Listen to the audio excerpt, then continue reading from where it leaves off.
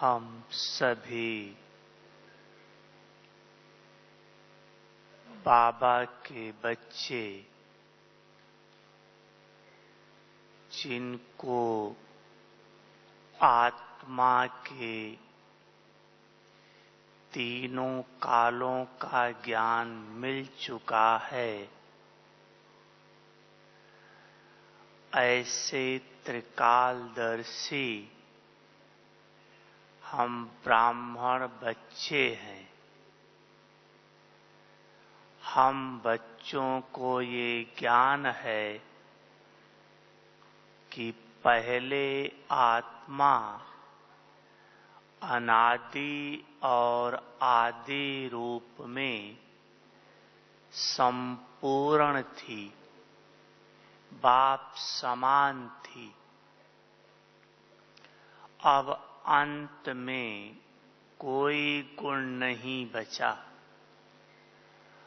अभी बाबा आकर के हम आत्माओं को पुनः संपूर्ण बना रहा है।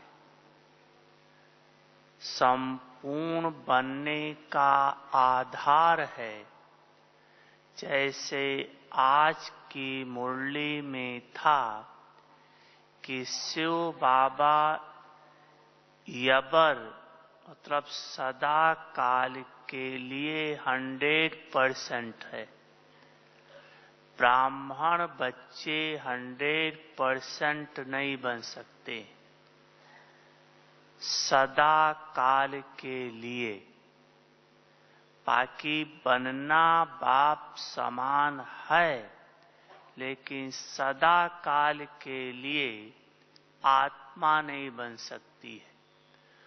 बनती है, फिर पुनर्जन्म लेते लेते कलाएं कम होते उतरती जाती, लेकिन बाबा सदा ही संपन्न रहता है। तो आत्मा की 7 विशेषताएं हैं। उन विशेषताओं में संपूर्ण बनना संपूर्णता की स्टेज है। वो 7 विशेषताएं हैं। पहला है ज्ञान, दूसरा पवित्रता, तीसरा शांति, चौथा सुख, पांचवा शक्ति, छठा प्यार, सातवां आनंद। ये जब आत्मा इन गुणों से संपन्न थी, तब संपूर्ण थी। बाबा इन्हीं गुणों से सदा संपन्न है और हम आत्माओं को अभी संपन्न बना रहा है। तो पहली बात है ज्ञान। संपन्न बनाने के लिए मीठा बाबा आकर के सबसे पहले ज्ञान देता है, समझ देता है। लेकिन आत्मा में जो 63 जन्म से खाद पड़ चुकी है, इस कारण से यबर प्योर परमात्मा का ज्ञान जल्दी धारण नहीं हो पाता है। सुनते हैं, समझते हैं, करना चाहिए, लेकिन प्रैक्टिकल कर नहीं पाते। तो ज्ञान की धारणा कैसे हो? अर्थात जो मुरली सुनते हैं, वो हमारे प्रैक्टिकल स्वरूप में आ जाए, उसकी विधि क्या है? तो ज्ञान की धारणा का आधार 3 है। आप कल से अभ्यास करके देखो। पहली बात है कि मुरली यथार्थ विधि से सुनना। मुरली यथार्थ विधि से सुनना। दूसरी बात है बुद्धि को दिव्य बनाना। और तीसरी बात है मुरली सुनते सुनते एक पॉइंट धारणा के लिए ले लेना। तो पहली बात है यथार्थ विधि से मुरली सुनना। आप प्रैक्टिकल का आपका अनुभव होगा कि क्लास में बहन जी मुरली सुनाती हैं, हम सब सुनते हैं। लास्ट में अगर डायरी खोलकर ना देखें तो लगभग सब मुरली की पॉइंट भूल चुकी होती है, याद नहीं रह जाता है, बुद्धि में बैठा नहीं। सुना तो लेकिन बैठा नहीं, अंदर ग्रहण नहीं हुआ। अगर अंदर ग्रहण नहीं हुआ है तो सारा दिन क्या अभ्यास करेंगे और किस बात पर अभ्यास करेंगे। तो मुरली सुनने की यथार्थ विधि है। जिस विधि से हम मुरली सुनते हैं, मेरे समझ से आप भी वही विधि से सुनते होंगे कि बहन जी बाबा की मुरली पढ़कर सुना रही है। बाबा की मुरली बहन जी पढ़कर सुना रही है और ये विधि गलत है। अगर इस विधि से मुरली सुनेंगे तो आपकी बुद्धि में मुरली की पॉइंट बैठेगी नहीं। मुरली सुनने की यथार्थ विधि क्या है, कल करके देखना। मुरली सुनते समय इस विधि से सुनो कि मुरली किसने सुनाई है और किसके द्वारा सुनाई है, सामने उसको देखो। मुरली शिव बाबा ने सुनाई है, ब्रह्मा के द्वारा सुनाई है। तो मुरली सुनते समय बहन जी को नहीं देखो, लेकिन अव्यक्त ब्रह्मा को देखो और अव्यक्त ब्रह्मा के भ्रिकुटी में बैठा शिव बाबा मुरली सुना रहा है। इस विधि से मुरली सुनते समय सुनो और अपनी स्थिति हो कि मैं आत्मा लाइट के कार्ब में बैठी हुई इन कानों के द्वारा मुरली सुन रही हूं। इस भान में नहीं, लेकिन अव्यक्त स्थिति में कि मैं आत्मा लाइट के कार्ब में बैठी हुई इन कानों के द्वारा मुरली सुन रही हूं। इससे 4 फायदा होगा, करके देखो कल। पहला फायदा होगा कि इससे आपकी बुद्धि एकदम एकाग्र होगी, क्योंकि आत्मा मन बुद्धि संस्कार सहित है, आत्मक स्वरूप में टिके हैं। माना 100% मन बुद्धि एकाग्र है। तो बाबा की पॉइंट बुद्धि में बैठ जाएगी। अगर नहीं बैठती तो कारण है मन बुद्धि का भटकाव। दूसरा फायदा होगा कि जब आप इस विधि से सुन रहे हैं तो इस देह भान से न्यारे हैं। तो जितना आत्मा देह भान से न्यारी है उतना वो बाबा की प्यारी है। उसको बाबा उतना ही ज्यादा प्यारा लगता है। तो जो प्यारा लगता है तो प्यारे के एक एक शब्द दिल में छप जाता है। जिससे प्यार होता है उसका कोई शब्द भूलता नहीं है। अगर बाबा की मुरली की पॉइंट दिल में छपती नहीं है तो सिद्ध है कि बाबा से प्यार जुटा हुआ नहीं है। एक एक शब्द प्यारा नहीं लग रहा है। सुन रहे हैं लेकिन इतना प्यारा नहीं लग रहा है जैसे कोई बहुत प्यारी चीज हो तो कितना आकर्षण उस पर जाता है।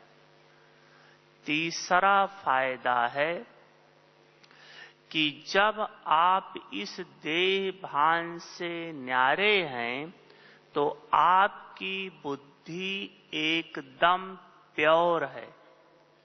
तो जो आप बाबा की मुरली में सुनते हैं कि शेरनी का दूध सोने के बर्तन में ही ठहर सकता है, इसका अर्थ है परम पवित्र परमात्मा का ज्ञान पवित्र बुद्धि में ही ठहर सकता है। अगर बुद्धि पवित्र नहीं है तो परम पवित्र का ज्ञान ठहरेगा नहीं। तो अगर आप इस स्थिति में हैं कि मैं आत्मा लाइट के कार्ब में बैठी हुई हूं तो आप 5 तत्व की स्मृति से परे हैं। यही है 100% दिव्यता। ऐसी दिव्यता बुद्धि में सहज ज्ञान बैठ जाएगा। और चौथा फायदा है कि ज्ञान के गूढ़ रहस्यों को आप समझ सकेंगे कि बाबा ने ये पॉइंट किस भाव से कहा है। हम शब्द सुन लेते हैं लेकिन उसका वास्तविक भाव क्या है वो नहीं समझ पाते हैं। जिसको बाबा कहता मैं गूढ़ ते गूढ़ बात सुनाता हूं।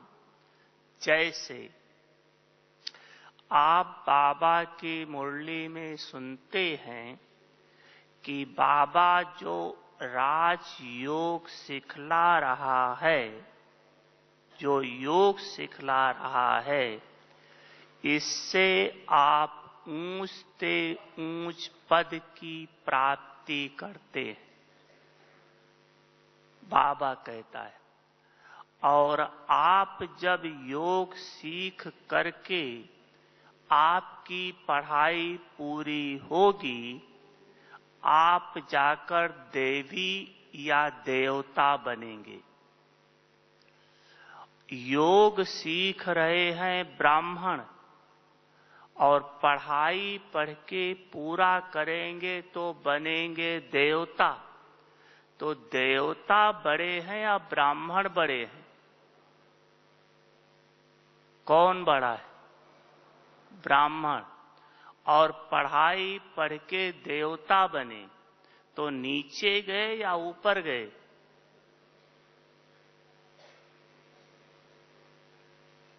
बोलो।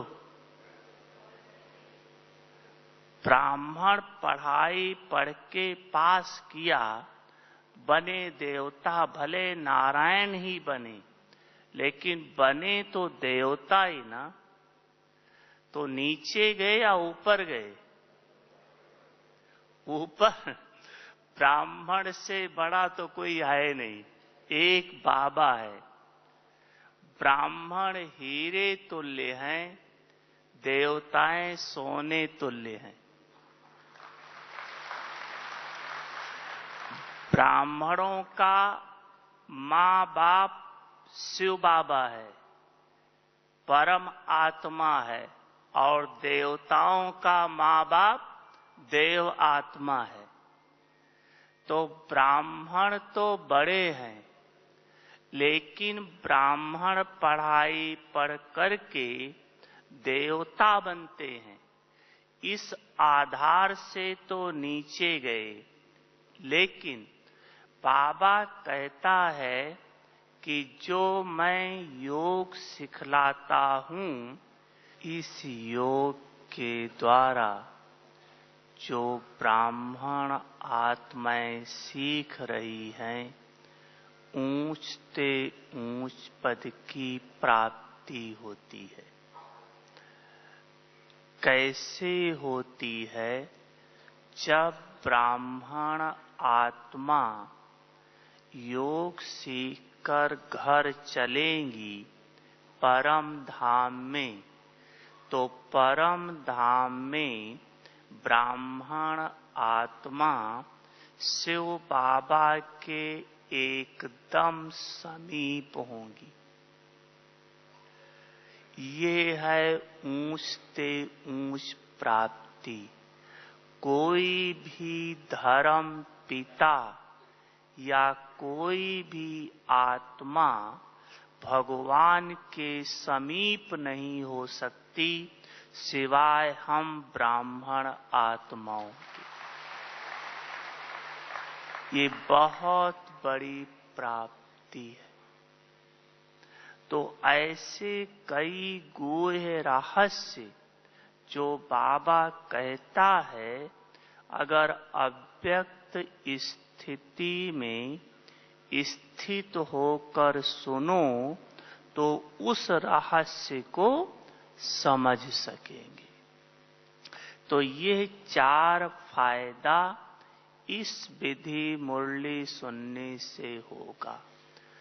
दूसरी बात, पॉइंट बुद्धि में बैठने का आधार है बुद्धि की दिव्यता।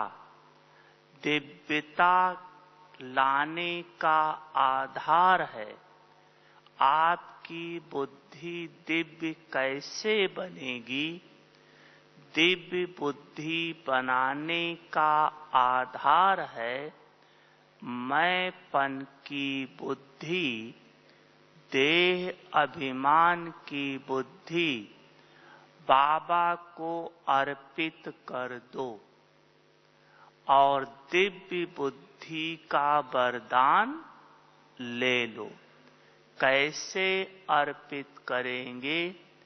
इसी श्रेष्ठ संकल्पों से कि बाबा अब इस बुद्धि को, देवान की बुद्धि को आपको अर्पित कर रहा हूं या कर रही हूं। तो बाबा रिटर्न में कहेगा, अच्छा बच्चे, अब बाप को दे दिया, इससे आपका अधिकार हट गया। अब बाप जैसे बुद्धि को चलाए वैसे चलाना, अर्थात श्रीमत प्रमाण निर्णय करना। देह भान की बुद्धि देना, दिव्य बुद्धि लेना स्वतः ही हो जाएगा। जैसे आप बाजार में जाते हो, पैसा देते हो, सामान लेते हो, देना ही लेना है। तो 2 और बाबा से लो। तो यह ज्ञान आपकी बुद्धि में बैठ जाएगा। तीसरी बात है, मुरली सुनते सुनते एक पॉइंट रोज धारणा के लिए ले लो कि आज मुझ आत्मा को सारा दिन इस पर अटेंशन देना है। आप सोचो, अगर कोई एक पॉइंट पर 8-10 घंटा अटेंशन दे दे तो वो पॉइंट उसके स्वरूप में आ जाएगी या नहीं? आ जाएगी ना। तो अगर एक दिन में एक पॉइंट धारण करो तो 30 दिन में 30 पॉइंट हो जाएगी। संपूर्ण बनने में देरी लगेगी? नहीं ना। लेकिन यही हम नहीं करते, मन को खाली छोड़ देते, मन को काम नहीं देते। अगर मन को काम नहीं दिया तो खाली मन सब जानते हैं, पास्ट की बात सोचेगा। और अगर पास्ट की बात सोचा तो पास्ट को क्या कहा जाता है? भूतकाल। तो पास्ट माना फिर भूत प्रवेश हो जाता है। कमी का, अवगुण का, विकारों का, परचिंतन का, प्रदर्शन का, कई प्रकार के भूत प्रवेश हो जाते। इसलिए मन को काम दे दो तो आपके एक तो पॉइंट धारणा में आ जाएगी, दूसरा जल्दी संपूर्णता को प्राप्त कर लेंगे। तो ज्ञान की धारणा का आधार 3, एक मुरली यथार्थ विधि से सुनो, बुद्धि को दिव्य बनाओ, और तीसरा एक पॉइंट रोज धारणा के लिए ले लो। दूसरी बात है पवित्रता।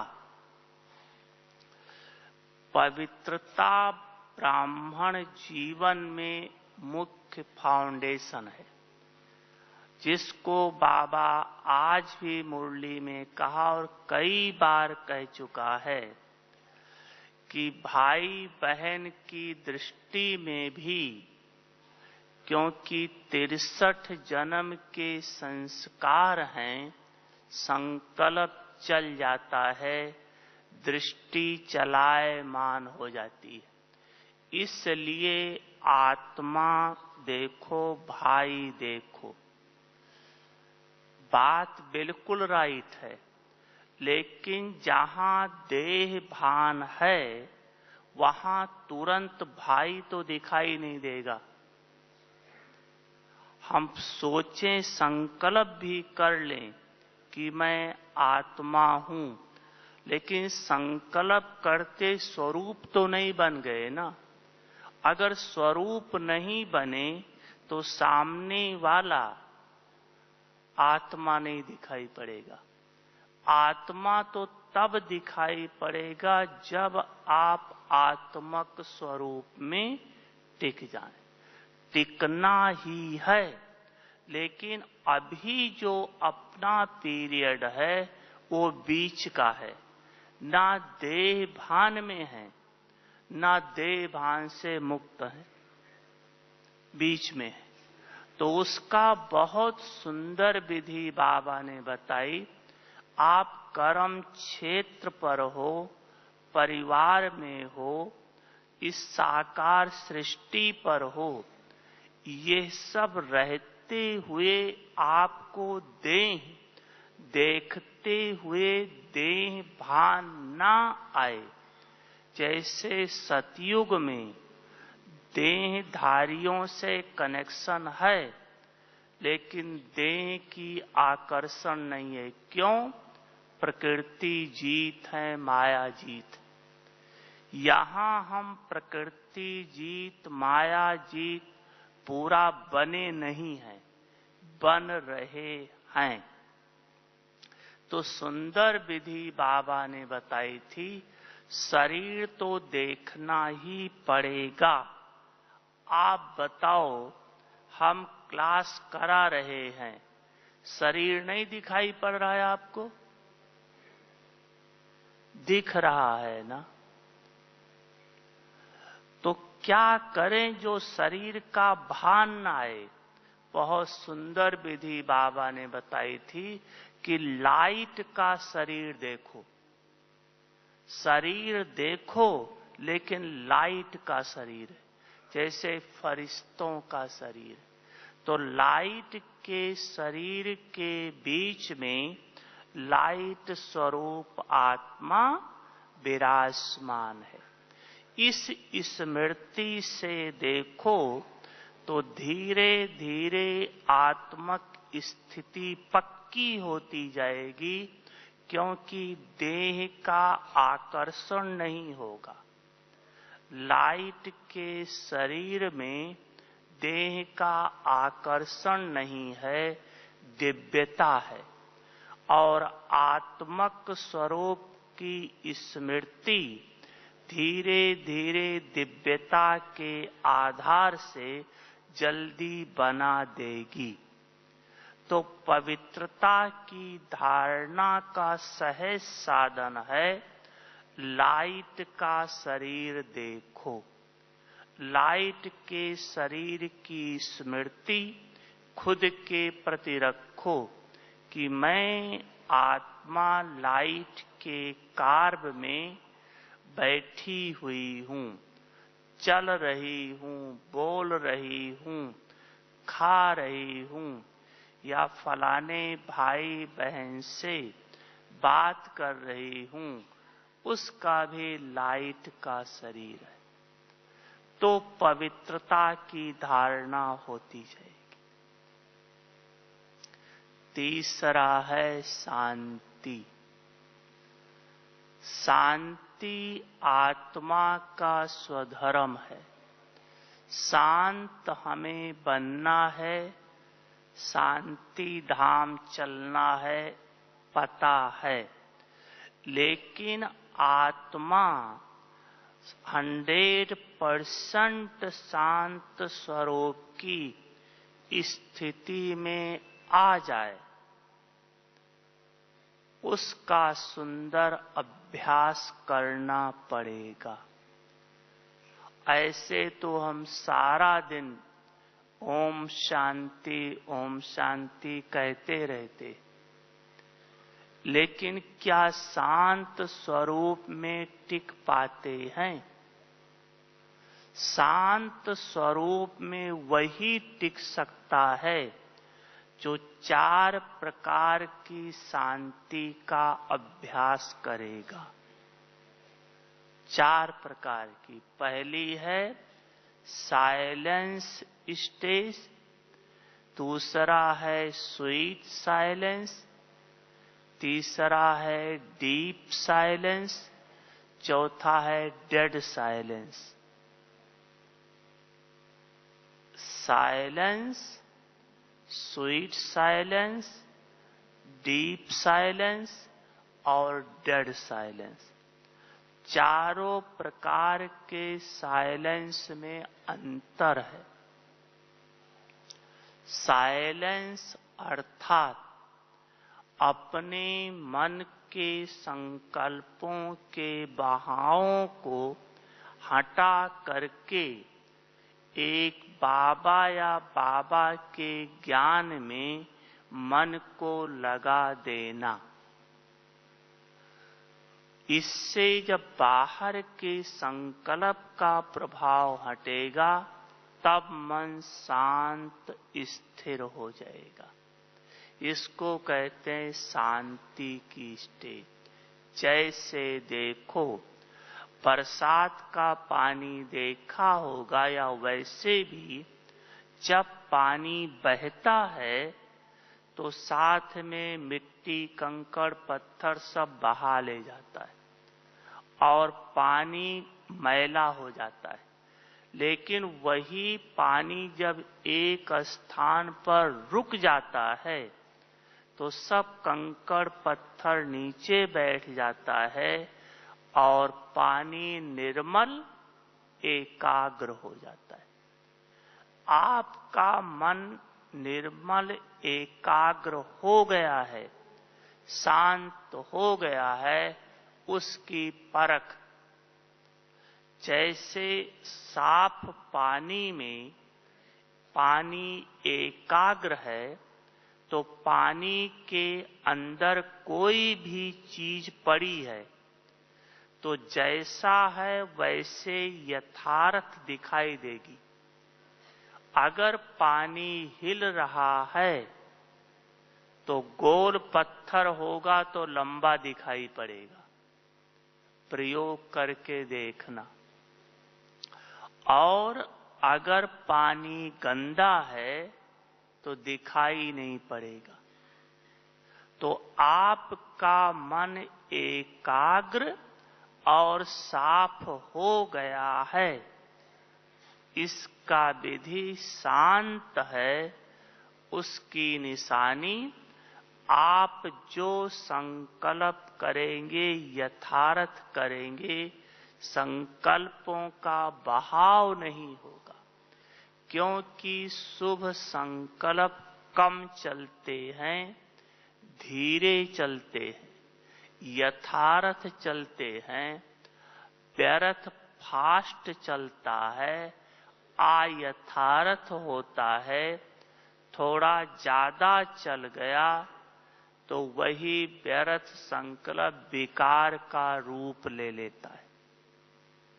लेकिन जो शुभ संकल्प हैं वो बहुत धीरे और थोड़े चलते, शांत चलता है।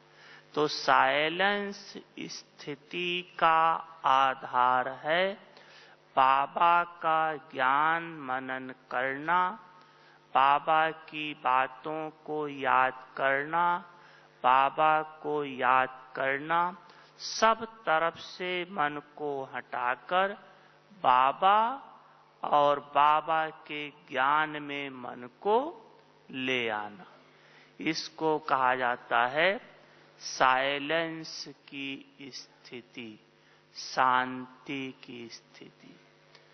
दूसरा है स्वीट साइलेंस। स्वीट साइलेंस अर्थात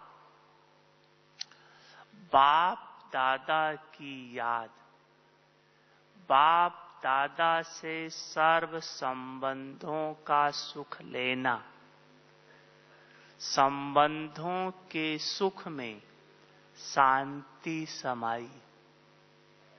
बहुत मीठी शांति होती है, स्वीट अच्छी लगती है, क्योंकि सुख भी मिल रहा है और शांति भी मिल रही है। मन शांत है क्योंकि बाबा के पास है। तो स्वीट साइलेंस का आधार है बाप दादा से सर्व संबंधों का सुख लेना, बाप दादा से शक्ति लेना, विश्व को देना, बाप दादा के प्यार में खो जाना, इसको कहा जाता है स्वीट साइलेंस। फिर है डीप साइलेंस, गहरी शांति। गहरी शांति का आधार है जैसे आप भक्ति में देखते हो कि योगी जो होते, जिसको गहरी शांति में जाते हैं, वो गुफा के अंदर चले जाते। तो आप अगर डीप साइलेंस का अनुभव करना चाहते हैं तो अंतर्मुखता की गुफा में बैठे रहो। इस गुफा से बाहर नहीं जाओ। अंतर्मुखता की गुफा। बाहर कुछ देखने का संकल्प भी ना आए। बाहर मतलब दें दें के संबंध, व्यक्ति, वैभव, वस्तु, इसके प्रति इच्छा उत्पन्न ना हो। आंखें खुली है, दिखाई देंगी, लेकिन अगर इच्छा नहीं है तो दिखते हुए भी नहीं दिखाई देता है। आप बाजार में जाते हो, कहीं जाते हो, बहुत लोग गुजर रहे होते हैं, लेकिन आपको सब नहीं दिखाई पड़ते। जहां आपका ध्यान होगा वही दिखाई पड़ेगा, दूसरा नहीं दिखाई पड़ता है। ऐसे आप अंतर्मुखता की गुफा अर्थात आत्मा और परमात्मा, बस यही दो रह जाता है। बस मैं आत्मा हूं ही बाबा की, सिर्फ बाबा की, ओनली फॉर शिव बाबा, सिर्फ बाबा। जब इतना आत्मा अपने को बाबा पर अर्पित कर दे, फिर डीप साइलेंस का अनुभव होगा।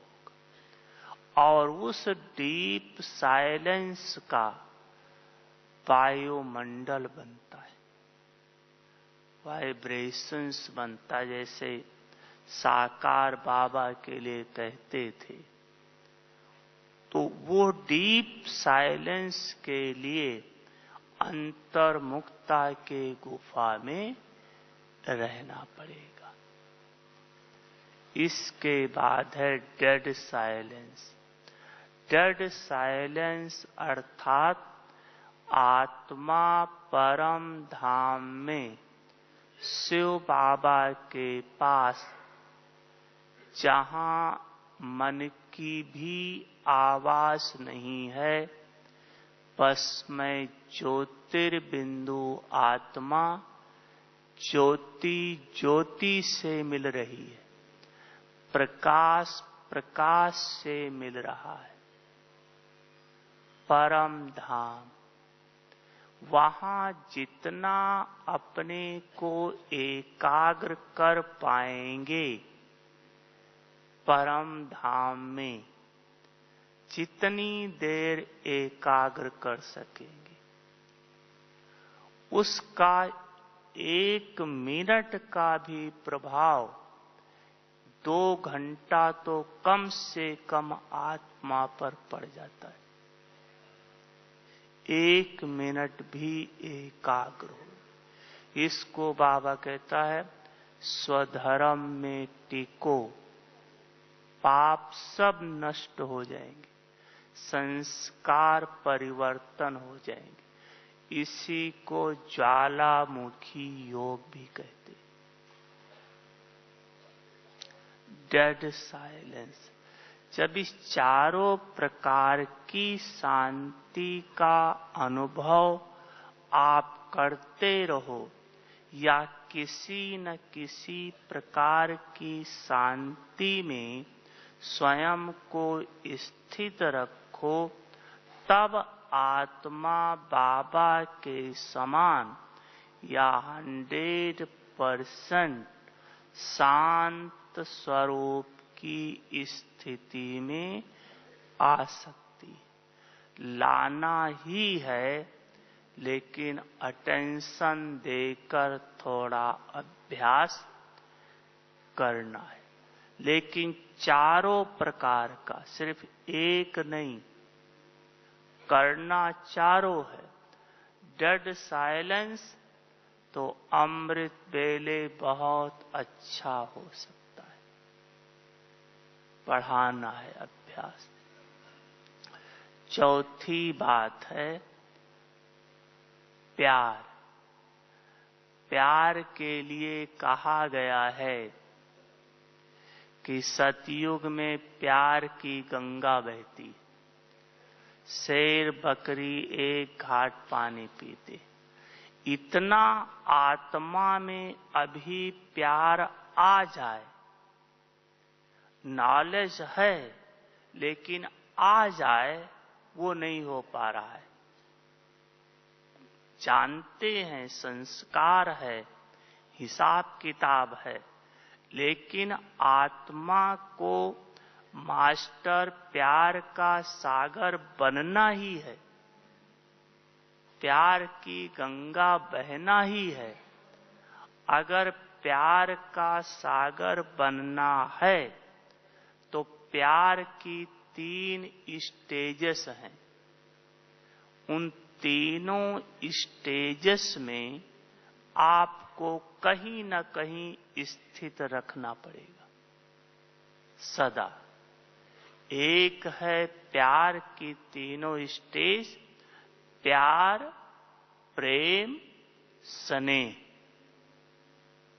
3 है, प्यार, प्रेम, स्नेह। तीनों में अंतर है और तीनों की स्थिति में रहना ही है। तीनों में क्या अंतर है? प्यार स्वतः हो जाता है, प्रेम करना पड़ता है, स्नेह निभाना पड़ता है। प्यार स्वतः हो जाता है, प्रेम करना पड़ता है, स्नेह निभाना पड़ता है। जब आप पहले दिन बाबा के घर में गए, सेंटर पर, मधुबन, कहीं भी जब गए, बाबा का परिचय मिला, प्राप्ति के बारे में नॉलेज मिली, तो आपका प्यार भगवान से जुट गया। प्राप्ति प्यार जुटा देती है, अपने आप ही प्यार जुट गया। और फिर आप कोर्स के लिए आए। तो जब आप कोर्स के लिए आए या आप जब म्यूजियम देखा, कुछ भी हो सकता, आपके साथ 2-4 साथी और गए हों, लेकिन सब कोई 2 दिन आया, कोई 4 दिन आया, कोई प्रदर्शनी देख करके ही चला गया। तो प्यार जुटा सबका, क्योंकि स्वतः हो जाता है, प्राप्ति स्वतः खींच लेती है। लेकिन प्यार के बाद जो सेकंड कदम है प्रेम, उसमें फिर कोटि में कोटि टिकता है। क्यों? जैसे बाबा का ज्ञान मिला, आप कोर्स किया, क्लास करना शुरू किया, बहन जी ने आपको धारणा की बात बताई और उसको आपने अपनाया। तो जैसे धारणा की बात अपनाई, फाइटिंग शुरू हो गई। परिवार की तरफ से, समाज की तरफ से, अपने संस्कारों की तरफ से, हर एक जगह से आने लगा। तो कुछ समय तो आत्मा अपने पुरुषार्थ से हटाने की कोशिश किया, लेकिन जब नहीं हटा पाई, तब सच्चे दिल से कहती, बाबा अब कुछ मदद करो, बाबा ये विघन हटा दो। तो जिस आत्मा ने सच्चे दिल से कहा, उसका वो विघन हट जाता है। ये सबको अनुभव होगा।